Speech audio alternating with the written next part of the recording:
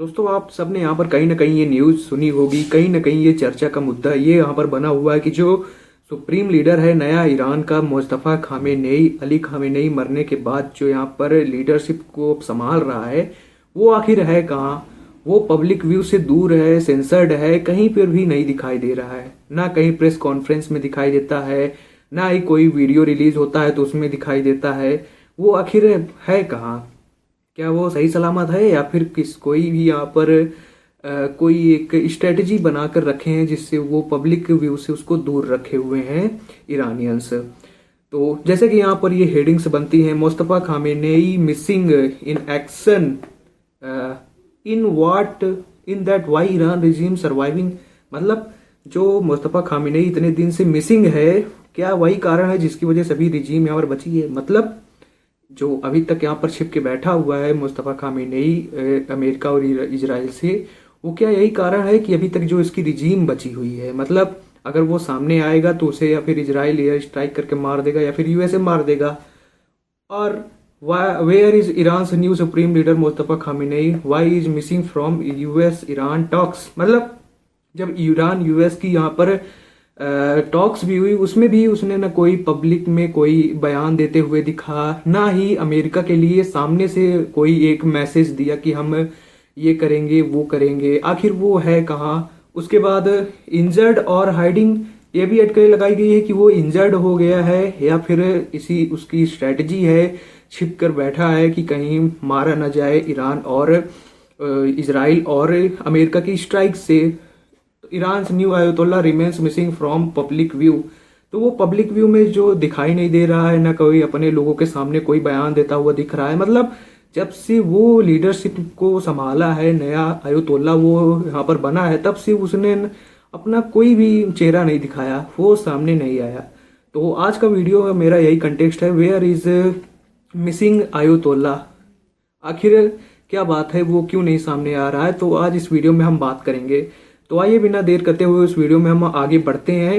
तो उससे पहले मैं आप सभी को सपोर्ट करना चाहूँगा, जो मेरे यहाँ पर डेली व्यूअर्स हैं, मुझे देखते हैं, मुझे सपोर्ट करते हैं, तो मैं उनको थैंक्स कहना चाहूँगा। और आप अगर भी चैनल पर नए हैं तो आप भी मेरे चैनल को सब्सक्राइब करें, वीडियो को लाइक करें और बेल आइकन को प्रेस कर लें। तो आइए बिना देर करते हुए वीडियो में हम आगे बढ़ते हैं।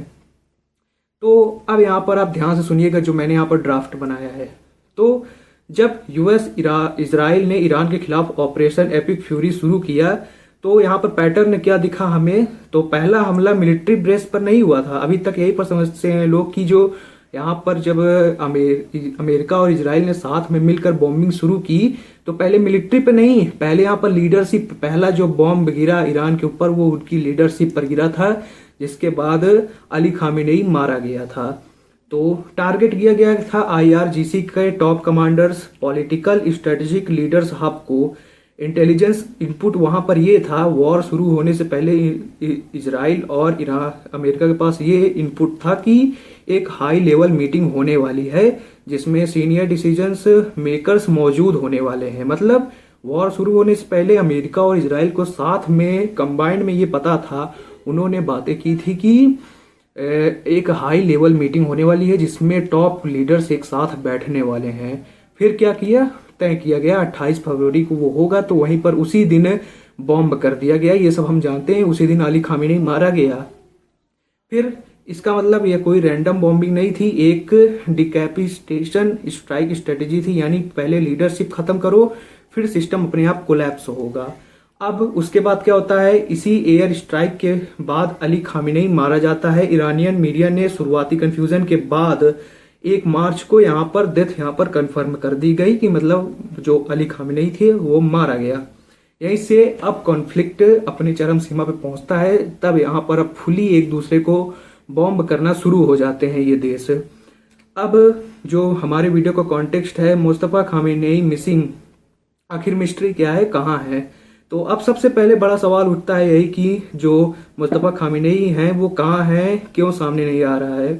तो पहली जो पॉसिबिलिटीज यहाँ पर लोगों ने लगाई कि स्ट्राइक में, वो उस दिन जो स्ट्राइक हुई थी 28 फरवरी को जिसमें अली खामेनेई मारा गया, वो वहां पर मुस्तफ़ा खामेनेई भी था। अब एनालिसिस और इंटेलिजेंस के आधार पर अगर हम बात करें जो लीक्स हुई हैं, तो माना जाता है मुस्तफ़ा खामेनेई उसी दिन हाई लेवल मीटिंग में कंपाउंड में हो सकता था। कुछ रिपोर्ट्स कहती हैं वो एयर स्ट्राइक में जिंदा बच गया, मतलब बॉम्बिंग हुई थी पर जहां अली खामेनेई मर गया, मुस्तफ़ा खामेनेई सिर्फ इंजर्ड होकर ही बच गया वहां पे। लेकिन अब वो सीरियसली यहाँ पर इंजर्ड है। अगर ये सही है तो उसके सामने ना आने का यहाँ पर यही लॉजिक है कि वो अभी रिकवरी फेज में है, मेडिकल आइसोलेशन में है, कंट्रोल्ड कम्युनिकेशन में है। फिर ये यहाँ पर पहला हो गया कि वो इस समय इंजर्ड हो सकता है बहुत ही हैवी तरीके से, जो एयर स्ट्राइक्स की गई थी, इसलिए वजह से वो सामने नहीं आ रहा है। अब यहाँ पर जो दूसरा यहाँ पर पॉसिबिलिटीज लगाई जा रही वो ये है कि दूसरा और इक्वल जो उसी के बराबर एक पॉसिबिलिटी रखता है, मतलब इजराइल ओपनली डिक्लेयर कर चुका है। ये सब हम जानते हैं कि इजराइल ने डिक्लेयर किया है कि कोई भी ईरानियन टॉप लीडर हमारा लेजिटिमेट टारगेट है, मतलब जो भी ईरानियन लीडर हमें दिखेगा हम उसे मारेंगे। ऐसे में CIA और मोसाद ट्रैकिंग एक्टिवली कर रहे हैं, सिग्नल मूवमेंट लोकेशन सबको मॉनिटर यहाँ पर कर रहे हैं। इससे बचने के लिए ईरान क्या कर सकता है कि सुप्रीम लीडर को कंप्लीटली ऑफ ग्रिड कर देना, मतलब बिल्कुल छुपा दिया है, सेंसर्ड, कोई भी लीक्स नहीं होगी, नो पब्लिक अपीयरेंस, मतलब ना कोई वो पब्लिक में आकर कोई बयान देगा ना कुछ, no video no voice, voice भी ट्रेस हो सकती है इसलिए ना कोई वीडियो उसका जारी करता है मुस्तफ़ा खामेनेई, या फिर कोई वॉइस मैसेज भी नहीं अपीयर होता है, सिर्फ रिटर्न कम्युनिकेशन यहाँ पर आता है जो ईरानियन मीडिया उसको पढ़ के सुनाती है। इसका मतलब है लिजर्ड जो लीडर है वो एग्जिट है but can not be located, उसको छिपाया गया है, जिंदा है पर उसको छिपाया यहाँ पर गया है कि CIA मोसाद उसको ट्रैक करके बॉम्बिंग फिर से न कर दें। अब तीसरा जो कम्युनिकेशन पैटर्न है, मतलब हमने देखा कि मुस्तफ़ा खामेनेई बिना सामने आए अपनी ईरानियन मीडिया को लिख के भेज देता है कि उसका यहाँ पर क्या वो एड्रेस करना चाहता है अपने लोगों को, इंटरनेशनली क्या एड्रेसिंग करना चाहता है। तो वो क्या करता है, कम्युनिकेशन का जो उसका माध्यम है उसका ये यहाँ पर सबसे इंटरेस्टिंग है कि सुप्रीम लीडर बनने के बाद कम्युनिकेशन वो कैसे कर रहा है। अगर हम इसकी बात करें तो ना कोई यहाँ पर वीडियो मैसेज करता है, ना live speeches, zero public appearance है। अब करता क्या है, वो मल्टीपल रिटर्न स्टेटमेंट देता है। जैसे मार्च में इनिशियल टेक ओवर का मैसेज आया, जैसे मतलब जब वो खामेनेई, वो जो मुस्तफ़ा खामेनेई था, वो जब यहाँ पर लीडरशिप को संभाला तो उसने एक लिखित में वहां पर अपनी ईरानियन मीडिया को दिया। फिर उसमें उसने क्या बात करनी थी, जो ओथ टेकिंग सेरेमनी हुई थी, उसने उसको लिख कर भेजा वहां पर। अब नौरूज हम जानते हैं कि ये एक ईरानियन न्यू ईयर मैसेज है जो कि एक आयतुल्ला देते हैं अपने ईरानियन आवाम को। अब अप्रैल मई में हॉर्मुज में जो एस्केलेशन रिलेटेड स्टेटमेंट निकली वो सब बिना पब्लिक में आए, ना कोई वॉइस मैसेज ना वीडियो कॉन्फ्रेंसिंग के बिना, सब उसने लिखित में किया। मतलब इतना सेंसर्ड हो चुका है मुस्तफ़ा खामेनेई कि वो सिर्फ अपने मैसेज जो रिटर्न में है वो दे रहा है, फिर ईरानियन मीडिया उसको पढ़ के बताती है। अब ईरानियन मीडिया में जो TV एंकर्स हैं ऑफिशियल लिखित रिलीजेस वही यहाँ पर पढ़ के सुनाते हैं। अब वॉइस मैसेज जो भी यहाँ पर हम सुने हैं, कोई वेरीफाइड वॉइस रिकॉर्डिंग तो अभी सामने नहीं आई है। मुस्तफ़ा एक ऐसा लीडर है जो दिखता नहीं है, सुनाई नहीं देता, लेकिन डिसीजन दे रहा है। तो फाइनली यहाँ पर हमारा जो एनालिसिस था, अब पूरा अगर एक तरफ से हम पिक्चर जोड़े तो लीडरशिप स्ट्राइक टारगेटेड, जो लीडरशिप थी वहां पर स्ट्राइक करके टारगेट हुई। जो उसका पिता था अली खामेनेई वो मारा गया।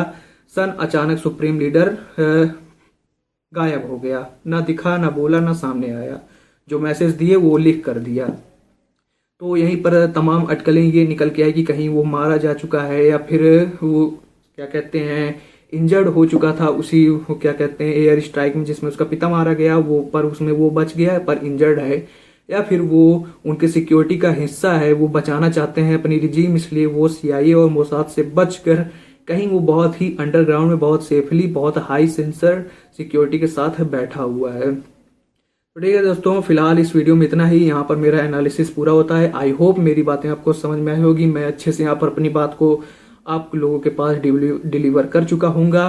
तो अगर आपको वीडियो पसंद आई हो तो आप मुझे सब्सक्राइब कर सकते हैं, वीडियो को लाइक कर सकते हैं और अपना सपोर्ट भी कर सकते हैं। तो ठीक है, जय हिंद दोस्तों, मिलते हैं किसी नेक्स्ट वीडियो में कोई एनालिसिस या फिर न्यूज़